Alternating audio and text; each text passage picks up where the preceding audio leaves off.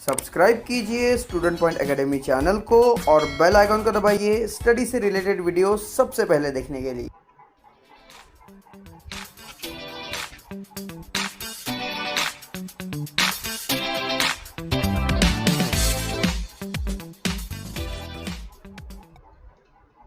नमस्कार दोस्तों, student point academy में आप सभी का स्वागत है। दोस्तों आज हम शुरू करने जा रहे हैं साइंस 1 में बहुत ही important lesson number 4, effect of electric current. और इफेक्ट ऑफ इलेक्ट्रिक करंट ये बेस्ड है आपके 9th के लेसन नंबर 3 पर।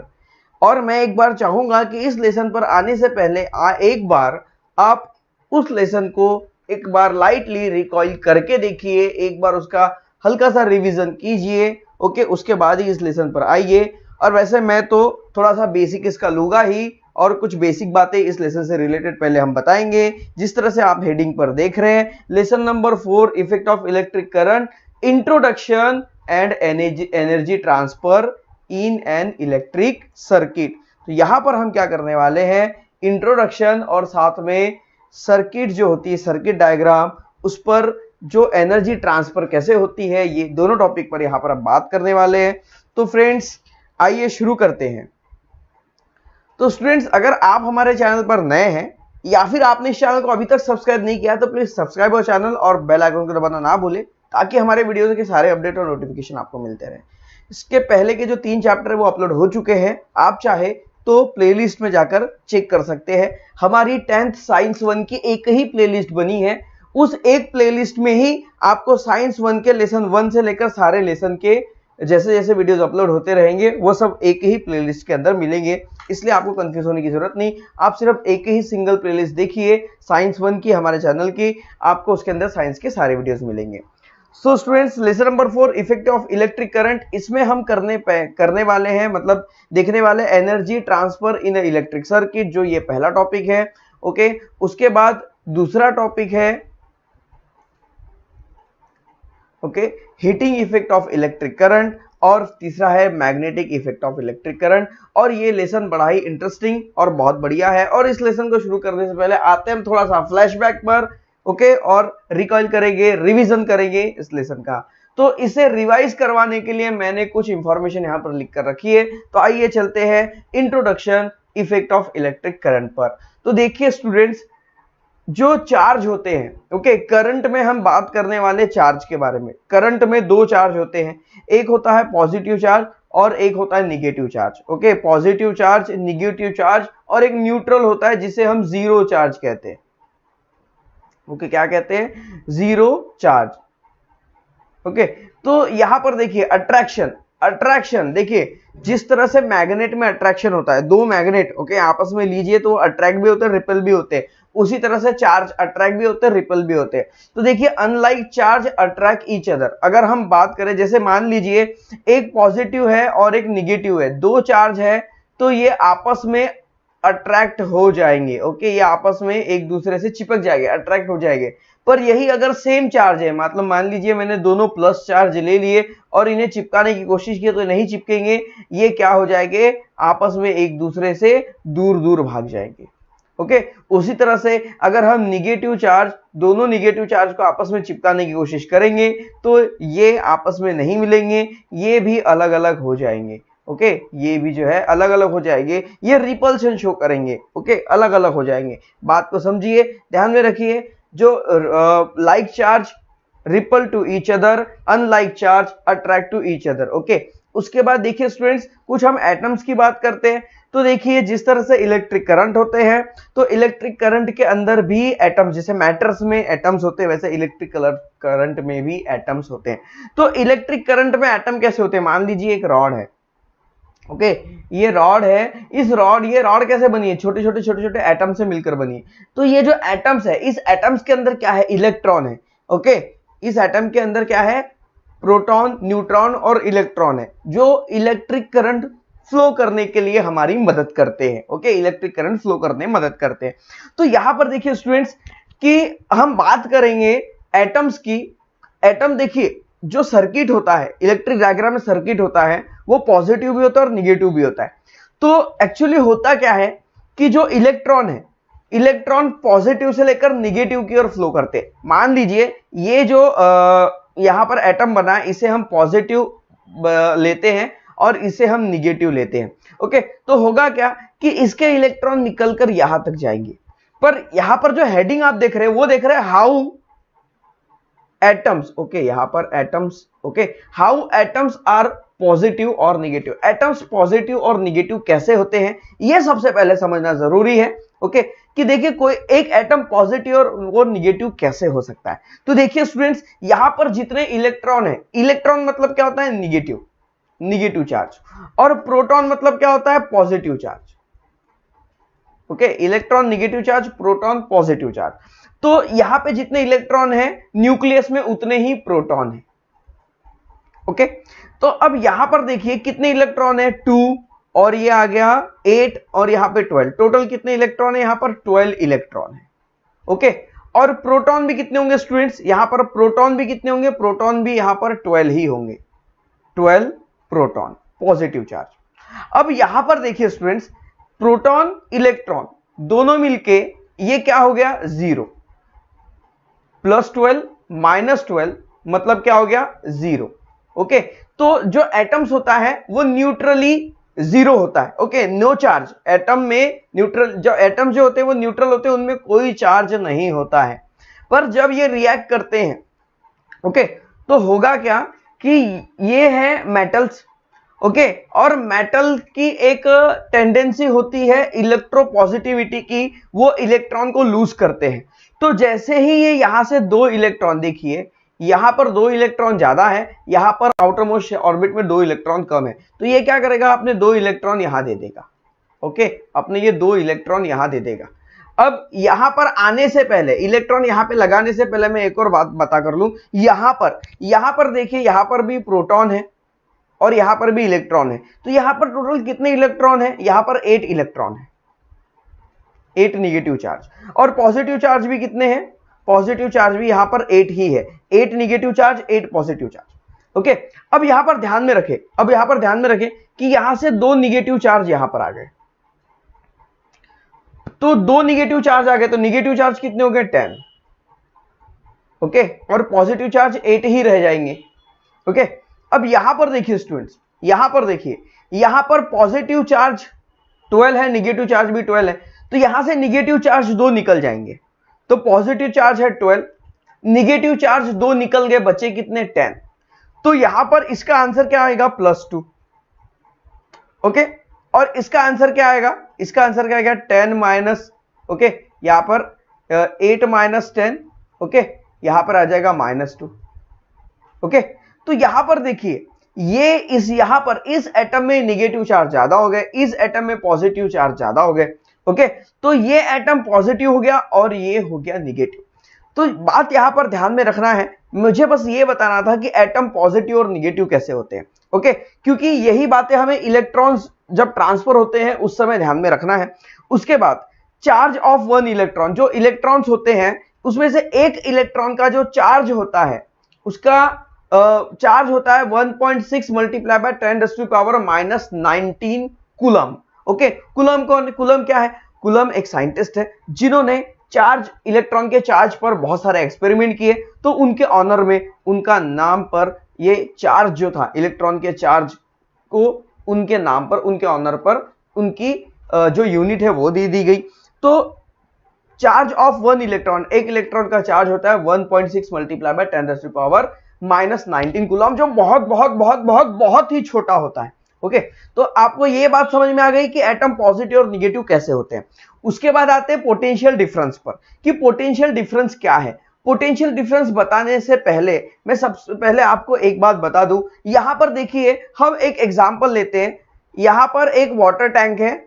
ओके, ये एक बड़ी सी बिल्डिंग है, ये एक बड़ी सी बिल्डिंग है, या फिर टेबल है। ओके, बिल्डिंग नहीं लेते, टेबल लेते, ये एक बड़ा टेबल है। ओके, और यहां पर जमीन पर एक टैंक रखा हुआ है, इसमें भी पानी भरा हुआ है, इसमें भी पानी भरा हुआ है। यहां से हम पाइप लेते हैं और इसे ऊपर की ओर लेके जाते हैं। ओके, तो क्या यहां से पानी ऊपर जाएगा अपने आप, बिना किसी फोर्स के, और यहां से पानी क्या अपने आप नीचे आ जाएगा बिना किसी फोर्स के। मतलब देखिए हमें यहां पर इलेक्ट्रिक मोटर नहीं लगानी पानी खींचने के लिए, बस ये यहां से नल शुरू कर देना और ये पानी यहां से ऊपर जाएगा और बाहर निकल जाएगा। ऐसा हो सकता है क्या? नहीं। पर यहां जो ओवरहेड पर जो टैंक रखा हुआ, ऊपर में जो टैंक रखा हुआ है, ये यहां से पानी अपने आप नीचे आएगा। मतलब जो भी फ्लो होता है, जो भी फ्लो होता है, जो भी करंट फ्लो होता है, चाहे वाटर की बात कीजिए या किसी भी चीज की बात कीजिए या किसी ऑब्जेक्ट को ऊपर की ओर फेंकिए, उसमें एक पोटेंशियल एनर्जी होती है, ओके। और वो पोटेंशियल एनर्जी के कारण वो मतलब हायर पोटेंशियल से लोअर पोटेंशियल की ओर क्या होता है? फ्लो होता है। तो पानी भी हायर लेवल से लोअर लेवल की ओर फ्लो होगा, ऊपर से नीचे की ओर बहेगा, ओके। तो पोटेंशियल डिफरेंस में यहां पर हम सबसे पहले देखेंगे every object flow higher potential to lower potential. तो स्टूडेंट्स देखिए, जो पॉजिटिव चार्ज होता है वो हायर पोटेंशियल होता है, जो निगेटिव चार्ज होता है वो लोअर पोटेंशियल होता है। तो एवरी ऑब्जेक्ट फ्लो, हर ऑब्जेक्ट, दुनिया का हर ऑब्जेक्ट हायर से लोअर की ओर फ्लो होता है। तो अगर हम करंट की बात करें तो करंट भी क्या होगा? करंट भी पॉजिटिव से यहां पर निगेटिव की ओर फ्लो होगा। समझ में आ रहा है? Current will also flow positive to negative, means higher potential to lower potential. तो current flow from higher to lower, higher potential to lower potential, so the current will flow in the circuit। अब मुझे बताइए जो circuit में current कैसे flow होगा? Circuit में current flow होगा positive to negative, positive to negative charge, okay. अब डायरेक्शन ऑफ करंट, इसका मतलब जो करंट का डायरेक्शन होता है इलेक्ट्रिक सर्किट में वो होता है पॉजिटिव टू निगेटिव, ओके। यहां पर मैंने बस साइन लगा दिया। तो बात समझिए कि जो करंट फ्लो होता है वो हायर पोटेंशियल से लोअर पोटेंशियल की ओर होता है, पॉजिटिव से निगेटिव की ओर होता है। तो देखिए स्टूडेंट्स, ये था बेसिक, ये थोड़ा सा बेसिक था जो मुझे बताना था। और इसके बाद हम आते हैं हमारे लेसन पर, जो है इफेक्ट ऑफ इलेक्ट्रिक करंट। और इसका आज का पहला टॉपिक हम कहां तक पढ़ने वाले, मैं आपको बता दूं, energy transfer in electric circuit, okay. ये कंप्लीट करेंगे। तो आइए स्टार्ट करते हैं। सबसे पहला आपको क्वेश्चन पूछा गया है, how do we decide that a given material is a good conductor of electricity और इज एन इंसुलेटर। तो जो भी मटेरियल हमें दिया हुआ है, हम कैसे पता करेंगे कि वो गुड कंडक्टर ऑफ इलेक्ट्रिसिटी है या बैड कंडक्टर ऑफ इलेक्ट्रिसिटी है? देखिए, गुड कंडक्टर है या गुड इंसुलेटर है। कंडक्टर, अच्छा कंडक्टर जो इलेक्ट्रिसिटी फ्लो करता है, अच्छा इंसुलेटर जो इलेक्ट्रिसिटी फ्लो नहीं करता, ओके। सिंपल सी बात है। यहां पर देखिए मेरे पास मेटल के रूप में तो ये चाबी है भाई, ओके, और इंसुलेटर के रूप में मेरे पास ये पेन है, ओके, आपको दिख रही होगी। तो ये है मेटल, ये क्या है स्टूडेंट्स? मेटल है, इसमें से करंट फ्लो होगा, ओके। तो ये गुड कंडक्टर हुआ। अब अच्छा कंडक्टर मतलब अच्छा इलेक्ट्रिसिटी फ्लो करने वाला, और अच्छा इंसुलेटर मतलब इलेक्ट्रिसिटी को फ्लो होने से रोकने वाला। तो ये जो प्लास्टिक का पेन है ये गुड इंसुलेटर है, ओके, मतलब बैड कंडक्टर है। और ये गुड कंडक्टर है मतलब ये बैड इंसुलेटर है, ओके। तो अब कैसे पता करेंगे कि जो मटेरियल हमारे पास दिया हुआ है वो अच्छा कंडक्टर है या नहीं? तो होगा क्या कि मान लीजिए हम एक इस तरह का सर्किट डायग्राम बना लेंगे, और इस सर्किट डायग्राम में हम जो हमारे पास जो मटेरियल दिए हुए हैं, यहां पर ये सर्किट देखो ब्रेक हुआ है, हम क्या करेंगे, यहां पर इस सर्किट को जोड़ के देखेंगे और प्लग की ऑन कर देंगे। अगर यहां से करंट फ्लो हुआ और ये बल्ब अगर ग्लो हुआ तो वो सब्सटेंस जो है वो गुड कंडक्टर है। अगर मान लीजिए यहां पर हमने यहां पर जो ऑब्जेक्ट हमने लगाया है और इसे लगाने के बाद अगर बल्ब ग्लो नहीं हुआ तो वो इंसुलेटर हुआ, ओके। ऐसे हम पता कर सकते हैं। तो ये था आपके क्वेश्चंस का answer.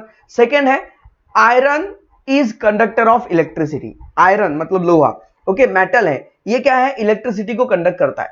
But when we pick up a piece of iron, पर जब हम किसी आयरन का टुकड़ा जो जमीन पर पड़ा हुआ लोहे का टुकड़ा उठाते हैं, why do not give electric shock, हमें यहां पर इलेक्ट्रिक करंट क्यों नहीं लगता? देखो जमीन पे एक लोहे का टुकड़ा पड़ा हुआ है, ओके, तो हमें पता है कि लोहे के टुकड़े में करंट फ्लो करता है, लोहे का टुकड़ा जो होता है वो करंट फ्लो करता है। आयरन जो होता है ये गुड कंडक्टर होता है, फिर उसे उठाने से, रेस्ट पीस को उठाने से करंट क्यों नहीं लगता, इस बात को समझाने के लिए मुझे एक डायग्राम बनानी होगी। तो फटाक से वो डायग्राम बनाते हैं, उसके बाद आपको समझाते हैं।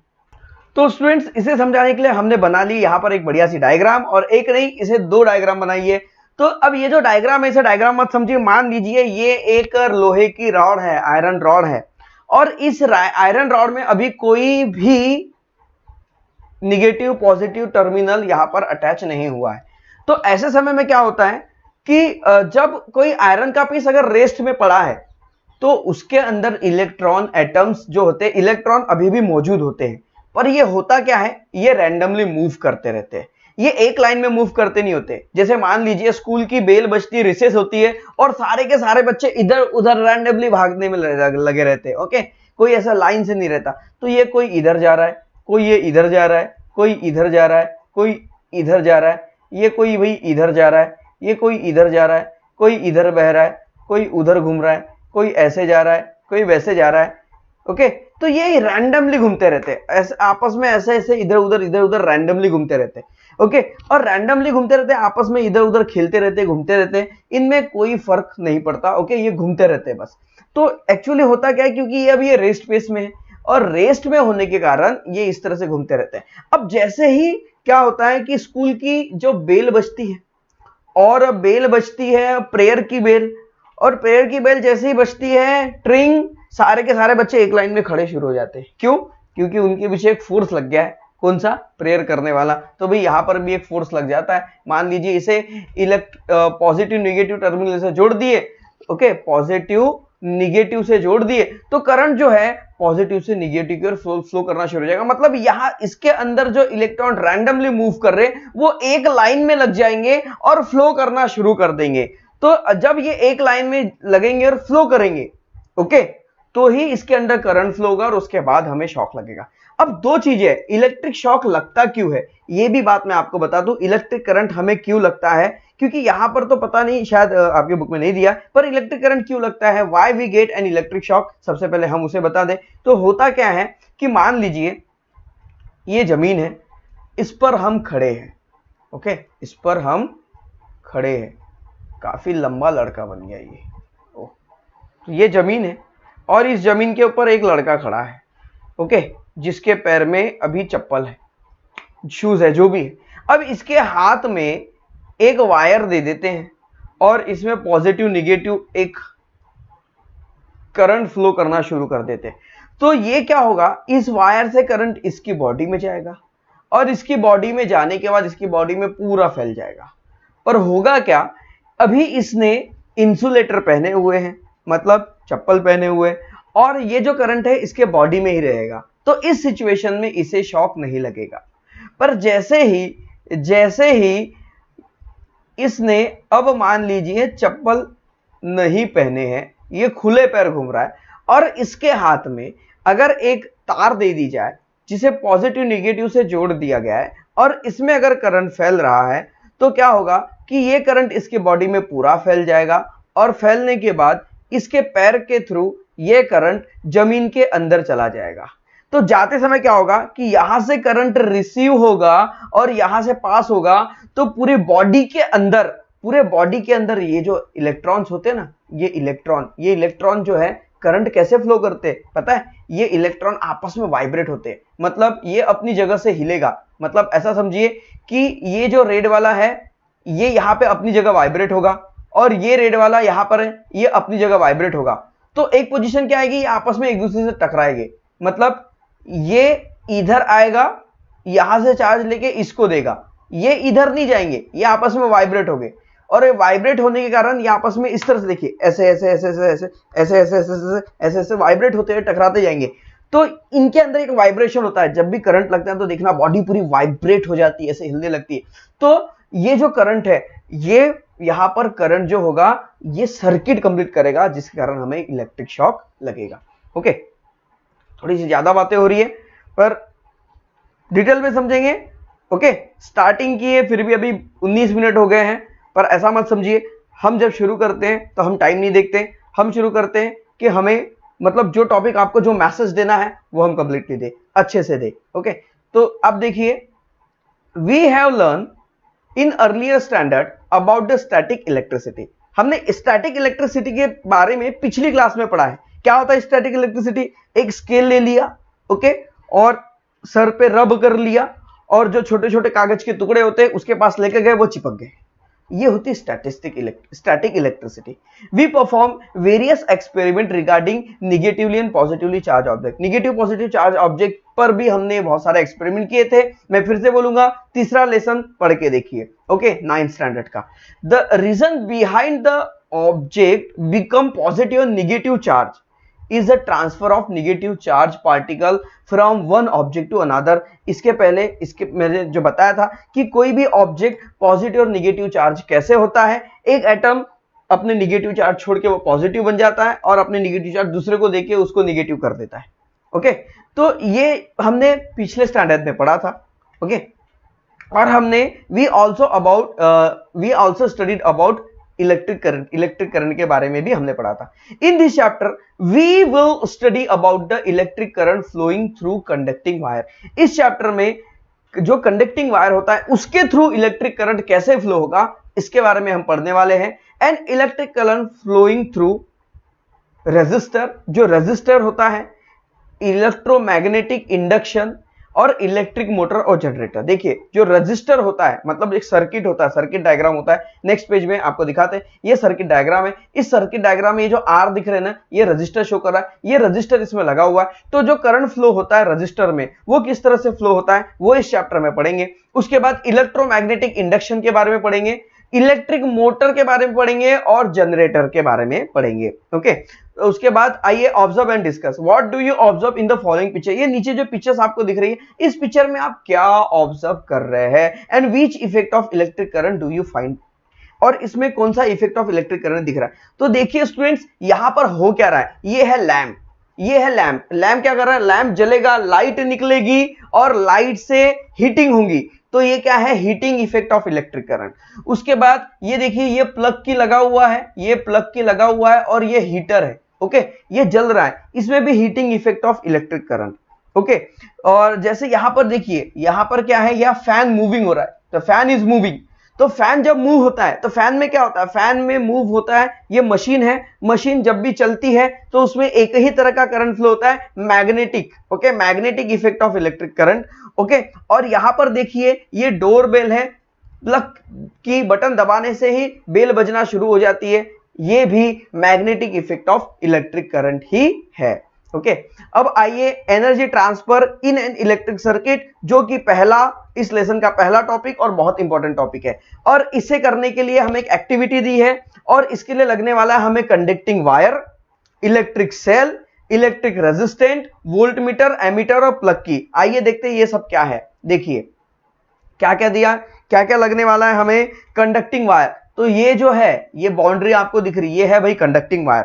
उसके बाद हमें लगने वाला इलेक्ट्रिक सेल, तो ये है यहां पर जो बैटरी लगी, ये है इलेक्ट्रिक सेल। उसके बाद हमें लगने वाला इलेक्ट्रिक रेजिस्टेंस, तो ये रहा, ये है रेजिस्टेंस। ओके, उसके बाद हमें लगेगा एमीटर, जो करंट को मेजर करेगा, वोल्टमीटर, ओके, जो पोटेंशियल डिफरेंस गिनेगा, प्लग की, ओके, जो करंट जो बोलते हैं ना स्विच, ओके, प्लग की मतलब स्विच। ओके, उसके बाद अब देखिए हमें क्या करना है, प्रोसीजर।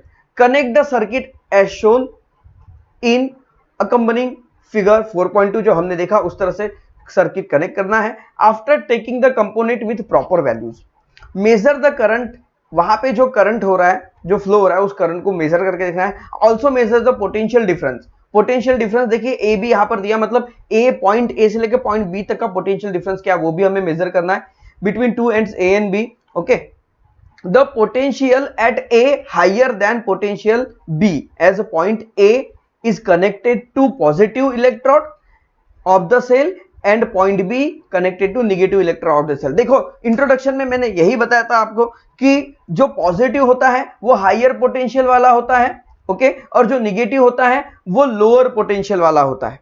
ओके, तो देखिए पोटेंशियल ए क्या है, ये हायर देन पोटेंशियल बी। ए जो होगा वो बी से हायर होगा, क्यों, क्योंकि पॉइंट ए ये कनेक्टेड है पॉजिटिव इलेक्ट्रोड से, ओके, सेल के, एंड पॉइंट बी जो है ये negative electrode of the cell से कनेक्टेड है। आइए डायग्राम में देखते हैं। तो देखिए डायग्राम में देखिए यहां पर जो है ये है सेल, ये सेल में ये पॉजिटिव, तो ये पॉजिटिव किससे कनेक्टेड है भाई, ए वाले इस पाथ से। ओके, यहां से लेके यहां तक ए है, और ये जो निगेटिव है ये यहां से लेके यहां तक ये बी। ओके, यहां पर है ये, और ये जो ए है ये एमीटर है। ओके, सर्कल दिया हुआ है, इसे पॉइंट ए ना समझिए, ये एमीटर है। एमीटर जो होता है एम्पियर, जो करंट को मेजर करता है। ओके, अब यहां पर देखिए समझते क्या है, इफ अ चार्ज Q जो है Q को चार्ज से डिनोट किया जाता है, तो जहां पर भी Q दिखेगा हम उसे चार्ज पढ़ेंगे, और जहां पर भी V दिखेगा ओके हम उसे, देखिए ये जो V है ये है वोल्ट मीटर। देखिए V सर्कल के अंदर है तो वोल्ट मीटर, ये A सर्कल के अंदर है तो एमीटर। ओके, और यहां पर VAB है, VAB तो इसे पढ़ेंगे potential difference AB, potential difference AB। देखिए ये जो सर्किट डायग्राम है, ये सॉरी सर्किट डायग्राम बोलता हूं, ये जो रेजिस्टेंस है, इस रेजिस्टेंस में पॉइंट ए ये है और पॉइंट बी ए ये है, और ये जो पॉइंट ए और बी है इसके में जो करंट फ्लो होगा, ये करंट का जो पोटेंशियल डिफरेंस होगा ये वोल्ट मीटर मेजर करेगा। ओके, और इस वोल्ट मीटर को देखिए यहां पर क्या लिखा है, V means potential difference AB, और ये कौन गिनेगा, वोल्ट मीटर। ओके, डायग्राम समझ गई। अब देखिए if a charge flow from A to B, देखिए मैंने Q क्यों नहीं पढ़ा, क्योंकि Q मतलब ही चार्ज है, जहां Q है मैं वहां चार्ज ही पढ़ूंगा। If a charge flow from A to B, जब चार्ज A से B में फ्लो होता है तो potential difference into charge has been done. Okay, क्या होता है कि जब चार्ज फ्लो होता है, जब करंट फ्लो होता है, तो वर्क कौन सा होता है, वर्क होता है potential difference into charge, potential difference गुना चार्ज। मतलब ये हुआ काम, यहां से ए से लेकर बी तक करंट, ये जो सर्किट है इस सर्किट में करंट फ्लो हुआ, तो यहां पर होगा क्या, मैं सबसे पहले आपको यह बता दूं कि ये लगा हुआ रेजिस्टेंस, रेजिस्टेंस मतलब क्या होता है, रोधक, रोधक मतलब रोकने वाला। ओके, अब एक काम कीजिए, आप ये हाथ लीजिए और इसे ऐसा ऐसा टाटा बाय बाय हिलाइए, कुछ फील हो रहा है क्या, नहीं। अब ये दोनों हाथ लीजिए, आपस में रब करके देखिए क्या होगा, रब करने से हाथ गर्म हो जाएंगे। यस, हाथ यहां पर गर्म हो जाएंगे, यही बात होती है यहां पर। ओके, अब यहां पर होगा क्या कि ये जो रेजिस्टेंस है ये करंट को फ्लो नहीं होने देता, करंट को फ्लो होने से रोकता है। अब करंट बहुत स्पीड से आ रहा है और रेजिस्टेंस उसे रोकने की कोशिश कर रहा है, तो होगा क्या, इनके बीच में प्रेशर जनरेट होगा, प्रेशर, और प्रेशर जनरेट होने से ये जो रेजिस्टेंस है ये गर्म हो जाएगा, गर्म होकर ये लाल हो जाएगा, यहां से हीट निकलेगी, यहां से हीट निकलना शुरू हो जाएगी। आपने हीटर देखा होगा ना, हीटर में यही होता है, हीटर क्या करता है, करंट को फ्लो होने से रोकता है, इसमें से फिर हीट निकलती है और इसलिए वो लाल होता है, और फिर हमें हाथ सेकने में ठंडियों में मजा आता है। ओके, तो अब यहां देखिए स्टूडेंट्स, तो जब चार्ज Q फ्लो होगा A से लेकर B तक, तो वर्क कौन सा होगा, पोटेंशियल डिफरेंस, ये जो पोटेंशियल डिफरेंस इनटू चार्ज, ये काम होगा, इतना काम होगा, ऐसा समझिए कि इतना काम होगा। अब ये काम कितना हुआ कैसे समझेंगे, देखिए जब आप इसके न्यूमेरिकल्स पढ़ेंगे तो आपको समझ में आएगा कि पोटेंशियल डिफरेंस की क्या वैल्यू है, Q की क्या वैल्यू है, दोनों को मल्टीप्लाई करेंगे तो वैल्यूज मिलेगी। ओके, उसके बाद has been done on Q while growing from A to B। Okay, refer the chapter 3 of standard 9, इसके लिए आपको 9th स्टैंडर्ड का चैप्टर फिर से देखिए, रेफर करने बोल रहा है। ओके, पर मैं आपको यहां पर बहुत अच्छे से समझाने वाला हूं। From where does energy come to this work, अब ये जो काम हो रहा है, जो वर्क हुआ VA मतलब पोटेंशियल डिफरेंस इनटू चार्ज, ये जो वर्क हुआ है ये वर्क कहां से हुआ, किसके मदद से हुआ, ये वर्क इस सेल के मदद से हुआ, क्योंकि बैटरी क्या कर रही है, बैटरी करंट फ्लो कर रही है। ओके, ये एनर्जी कौन दे रहा है, बैटरी दे रहा है। The source of energy is a cell, देखिए सोर्स ऑफ एनर्जी क्या है, सेल, बैटरी, ये सोर्स ऑफ एनर्जी है। The cell gives the energy through the charge to resistance where work potential difference into charge is perform. तो होगा क्या कि ये जो इलेक्ट्रिक सेल है इसने एनर्जी प्रोवाइड किया, इसके एनर्जी प्रोवाइड करने से पोटेंशियल डिफरेंस इनटू चार्ज इतना काम हुआ। If charge flow from A to B, अगर चार्ज A से लेकर B तक फ्लो होता है किसी दिए गए टाइम में, मान लीजिए 1 सेकंड में इतना चार्ज फ्लो हुआ, 2 सेकंड में, आधे घंटे में, जो भी है। ओके, तो 1 सेकंड में इतना चार्ज फ्लो हुआ, then okay, the work is a performed in a time t, then during that time the energy potential difference to charge is given to the resistor। मतलब कि देखिए 1 सेकंड में इसमें से जितना चार्ज फ्लो होगा, 1 second में इसमें से जितना चार्ज फ्लो होगा उतनी एनर्जी इस रजिस्टर को मिलेगी। 1 सेकंड में जैसे मान लीजिए आधे घंटे में जितना चार्ज इसमें फ्लो हुआ उतनी एनर्जी इसको मिलेगी। ओके, तो जितने टाइम में इसमें से जितना चार्ज फ्लो होगा उतनी एनर्जी इसको मिलेगी। सिंपल सी बात है, आप जितना खाना खाओगे उतनी एनर्जी मिलेगी। जरूरत से ज्यादा खाओगे तो गड़बड़ी हो जाएगी, इसको भी जरूरत से ज्यादा मिलेगा ना तो ये टूट जाएगा, ब्रेक हो जाएगा। ओके, इसकी भी एक कैपेसिटी होती है रजिस्टर की। जैसे फ्यूज उड़ जाते हैं ना, क्यों उड़ते? क्योंकि उनमें रेजिस्टेंस लगा होता है, और रेजिस्टेंस मतलब वो जो तार होती है इसकी कैपेसिटी होती है करंट फ्लो करने की। अब बहुत ज्यादा करंट फ्लो हो गया तो भाई उसे तो टूटना पड़ेगा, क्योंकि वो गर्म होकर लाल हो जाती है, टूट जाती है। What happen to this energy? ये एनर्जी से क्या होगा? ये जो एनर्जी फ्लो हुई है, okay, potential difference in charge, ये जो एनर्जी फ्लो हुई है, okay, what happen to this? This energy is receive by register. इस एनर्जी को रजिस्टर ने अपने पास रख लिया, बी तक नहीं जाने दिया या बहुत कम जाने दिया, क्योंकि ये रेजिस्टेंस है, ये रोकता है, ये जाने नहीं देता। ओके, इसने अपने पास रखा and is converted into heat energy, और इसलिए ये गर्म होकर लाल हो गया, इसकी ये हीट में बदल गया। The temperature of register is increase, जिसके कारण इस रजिस्टर का टेम्परेचर बढ़ जाएगा, इंक्रीज हो जाएगा। समझ में आ रहा है? इंक्रीज हो जाएगा, बढ़ जाएगा। ओके, अब देखिए in the circuit the register is replace by motor. अब यहां पर सिंपल सा एक क्वेश्चन पूछा है, ये जो सर्किट है इसमें रजिस्टर लगा हुआ है, अब रजिस्टर को हटा दीजिए, रजिस्टर के बदले मोटर लगा दीजिए। In which form will the energy give by the cell get transfer into? तो सेल ने जो एनर्जी दिया है वो एनर्जी किस में बदल जाएगी? देखिए अभी ये सेल ने एनर्जी दिया, इस तार को ये एनर्जी मिली, ये तार गर्म हो गई, ये एनर्जी हीटिंग इफेक्ट में बदल गई, हीट एनर्जी में बदल गई। Electrical energy convert into heat energy, यहां पर ऐसा हुआ। पर यहां पर अगर मोटर लगा दिया जाए तो मोटर हमेशा घूमती है, मशीन घूमती है, तो इलेक्ट्रिकल एनर्जी वहां मैकेनिकल एनर्जी में बदल जाएगी। ओके, अब आते हैं इस डायग्राम के ऊपर और डिटेल में बात करने के लिए। तो देखिए students, P means power, electric power, और इलेक्ट्रिक पावर के बारे में हमने पढ़ा 9th स्टैंडर्ड में। इलेक्ट्रिक पावर मतलब क्या होता है? वर्क। P मतलब पावर, पावर मतलब क्या होता है? पावर कितना? वर्क इनटू टाइम, ये हमने फिजिक्स में पढ़ा था। Okay, work into time. Okay, किस में पढ़ा था हमने? हमने शायद सेकंड लेसन में पढ़ा था 9th में, वर्क इनटू टाइम, P। अब ये वर्क यानी क्या है? एनर्जी है, तो P मतलब क्या हो जाएगा? Energy in upon time. Okay, जैसे पावर मतलब पढ़ा था हमने वर्क अपॉन टाइम, वैसे एनर्जी यहां पर पावर जो है, पावर यानी ही एनर्जी। ओके, तो यहां पे एनर्जी अपॉन टाइम, यहां पे आ गया एनर्जी अपॉन टाइम। अब ये जो एनर्जी है, ये एनर्जी किससे जनरेट हुई है? ये जो एनर्जी है, ये एनर्जी है, देखिए एनर्जी, ये एनर्जी कितनी है? Potential difference into charge. Okay, तो एनर्जी भाई ये हो गई energy potential difference into charge, और दिए गए समय में हुई है तो ये अपॉन टाइम। तो पावर कितना हुआ? तो पावर का फॉर्मूला क्या बना यहां पर? Potential difference into charge upon time. अब स्टूडेंट्स यहां पर देखिए, हमने इसके बारे में 9th में पहले से ही पढ़ा है कि I मतलब क्या होता है? ओके, I मतलब होता है Q अपॉन T। I मतलब क्या होता है? Q अपॉन T, या फिर आप ऐसा समझिए Q is equals to I upon T होता है, या फिर time is equals to okay Q into I होता है। तो I मतलब क्या हो जाएगा? I मतलब हो जाएगा Q upon time. Okay, I मतलब क्या हो जाएगा? Q अपॉन, तो I के बारे में हमने पढ़ा है, I is equals to Q upon time. तो यहां पर देखिए, यहां पर हुआ क्या है, इसके आगे की मैं मेथड बताता हूं।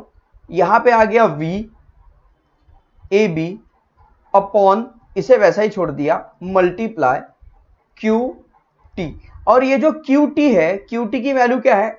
आई, तो क्यू टी के बदले आई रख दिया, तो वी ए बी जैसा का वैसा यहां पर है देखिए, और क्यू अपॉन टी के बदले लिख दिया आई। तो ये पावर का फॉर्मूला हो गया potential difference into current. Okay, अब देखिए the source of energy the cell gives in a time t. Source of energy कौन है? सेल है, और सेल ने किसी समय में कुछ एनर्जी प्रोवाइड की, तो वो जो एनर्जी हो गई वो क्या हो गई? Power into T. वो जो एनर्जी है वो क्या हो गई? Power into T. मतलब यहां पर देखिए सिंपल सी बात है, ये है एनर्जी टाइम P। ओके, तो एनर्जी मतलब क्या हो गया, power into t. If current is the, if I is the current, I मतलब करंट, तो I को हमने करंट पढ़ लिया। If I is the current flowing continuously through circuit, I ये करंट सर्किट में कंटिन्यूसली फ्लो हो रहा है, the heat produce in the resistor in a time t will be. तो जो हीट है वो दिए हुए टाइम में, यहां पर देखिए क्या होता है, फिर से समझिए, current flowing continuously through circuit, किसी सर्किट से करंट कंटिन्यूसली फ्लो होगा, the heat produce in the register, heat जो होगा वो रजिस्टर में प्रोड्यूस होगा दिए गए समय में। तो ये जो टाइम क्या हो जाएगा, यहां पर देखिए, यहां पर क्या हो जाएगा, अब यहां पर हुआ क्या है, यहां पर हुआ क्या है, रजिस्टर गर्म हो गया और यहां पर हीट एनर्जी हो गई। ओके, तो इसी हीट एनर्जी को अब आगे लिया गया। अब ये जो एनर्जी है, ये एनर्जी किस में बदली है स्टूडेंट्स, हीट में बदली है, इसलिए heat is equals to p into t. Okay, heat is equals to p into t. अब यहां पर देखिए पावर, पावर मतलब क्या था, पावर मतलब ये था पोटेंशियल डिफरेंस इनटू करंट। तो इस पावर के बदले क्या कर दिया गया, मैं यहां पर फिर से लिखता हूं, H is equals to p multiply by t. Okay, तो इस पावर के बदले, इस पावर के बदले हीट इज इक्वल्स टू, ये पावर के बदले ये वाली वैल्यू लगती गई, क्योंकि पावर ये P है और इस P की वैल्यू है पोटेंशियल डिफरेंस इनटू करंट, तो यहां लिख देंगे V AB into current into t. Okay, ये ध्यान में रखिए।